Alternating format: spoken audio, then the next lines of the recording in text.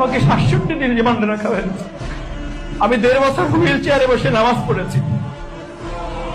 Wheel চেয়ারে বসে আল্লাহকে বলেছিলাম, আল্লাহ আমার কপালটা আমি সিজদায় মাটিতে লুটাতে চাই, আমি বসে বসে নামাজ পড়তে চাই না।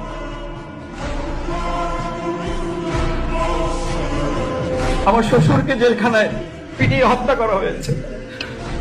আমার নির্যাতনের দৃশ্য দেখে আমার বাবা স্ট্রোক করে মৃত্যুবরণ করেছেন। আমার ৪র্থ সন্তানের মুখ আমি দেখতে পারি নাই। আমার ৪র্থ সন্তানের জানাজায় আমি উপস্থিত হতে পারি নাই। আমার ৪র্থ সন্তানের কফিনটা আমি আমার বাবু ঘরে নিয়ে আসতে পারি নাই। আপনাদের এই সন্তানটাকে এত বড় সন্ত্রাসী বানিয়েছে। ২০ লক্ষ টাকা তৎকালীন সরকার, পুলিশ প্রশাসন, ডিএমপি ২০ লক্ষ টাকা পুরস্কার ঘোষণা করেছে। আমাকে